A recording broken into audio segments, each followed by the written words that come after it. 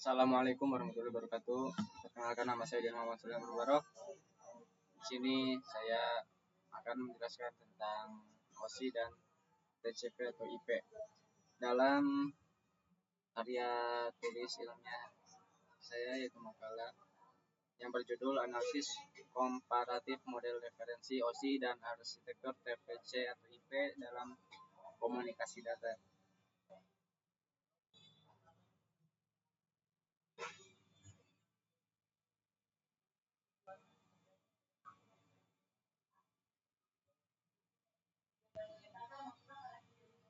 Dalam era digitalisasi, pertukaran data antar perangkat komputer yang heterogen menjadi kebutuhan vital agar komunikasi data dapat berjalan lancar tanpa memandang vendor perangkat keras maupun perangkat lunak.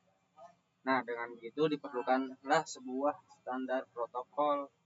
Dua standar yang paling mendominasi perkembangan jaringan komputer adalah Open System Interconvention atau OSI dan Transmission Control Protocol atau Internet Protocol atau TCP/IP.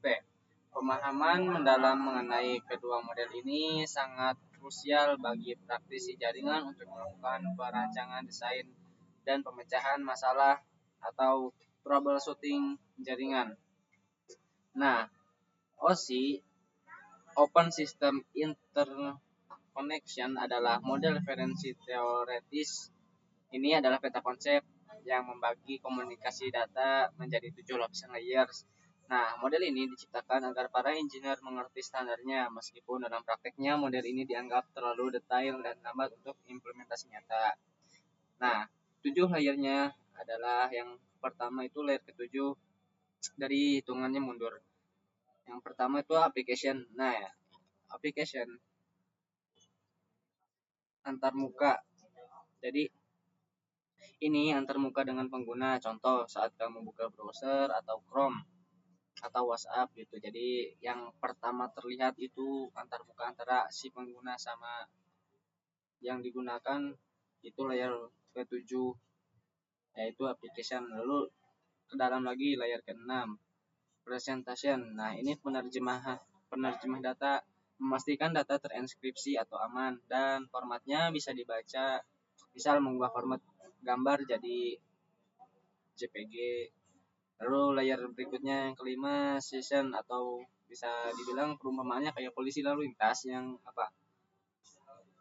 percakapan, ia membuka, menjaga dan menutup hubungan komunikasi antar aplikasi. Lalu yang keempat ada transport, diibaratkan kayak kurir yang bertanggung jawab, ia memecah data besar menjadi paket kecil dan memastikan data sampai dengan utuh menggunakan protokol TCP atau UDP gitu.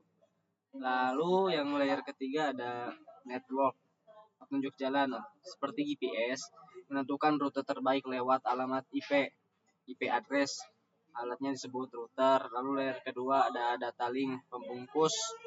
Jadi kayak pembungkus paket agar aman itu masuk kabel menggunakan alamat fisik MAC address, address. Alatnya disebut switch. Lalu layar yang pertama yang paling bawah fisikal. Nah, ini murni fisik. Jadi kayak kabelan, sinyal wifi, listrik, bit, seperti itu. Jadi Open System Interconnection model OSI itu dikembangkan oleh OSI International Organization for Standardization pada tahun 1984. Nah, model ini membagi komunikasi jadi 7 lapis yang tadi sudah dijelaskan ya. Pendekatan ini disebut layer architecture. Jadi yang layer ke-7, 6, 5 application, presentation sama session itu disebut upper layer. Jadi fokus pada antarmuka pengguna dan format data. Nah, layer yang ke berarti 7, 6, 5, 4, 3, 2, 1 itu lower layers. Yang dimana lower layers itu transport, network, data link, physical, fokus pada proses pengiriman data secara aktual. Itu untuk OSI. Nah, lalu ada model TCP/IP, Transmission Control Protocol atau Internet Protocol. Nah, berbeda dengan OSI yang bersifat konseptual, TCP/IP adalah standar praktis yang dikembangkan oleh DARPA Defense Advanced Research Project Agency. Model ini meringkas proses komunikasi menjadi 4 lapisan utama, yaitu application, transport, internet, dan network access. Nah, bedanya ya, kalau di OSI itu akan ada 7. Nah, di TCP/IP jadi 4, yaitu cuman application, transport, internet, dan network access. Nah, um, jadi di network sama data linknya itu udah termasuk ke transport gitu. Keunggulan TCP/IP itu terletak pada fleksibilitas dan ketangguhannya dalam jaringan yang luas seperti internet gitu. Nah, analisis perbandingan OSI dan TCP/IP. Meskipun keduanya memiliki tujuan yang sama, terdapat perbedaan fundamental. Nah, sistem implementasi OSI lebih sering digunakan sebagai referensi teoritis dalam pembelajaran, sedangkan TCP/IP adalah protokol standar yang digunakan dalam pengiriman data internet sehari-hari. Pengelompokan layers. Nah, jadi kayak implementasi ini mah kayak misalkan di umpamaan kita itu membangun sebuah bangunan. Pertama kita membangun fondasinya dulu, udah selesai. Lalu berencana lagi kita ngebangun naikin bata gitu.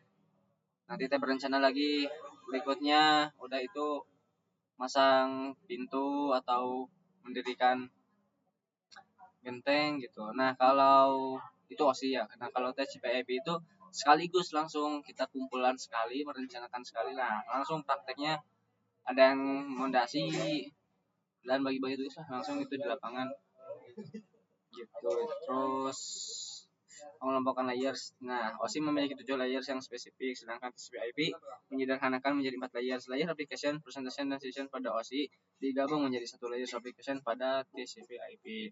Nah, 3 sifat koneksi pada layers network. OSI mendukung komunikasi connectionless dan connection oriented, sedangkan TCP/IP hanya mendukung connectionless melalui IP, menyerahkan keandalan koneksi pada layer transport atau TCP.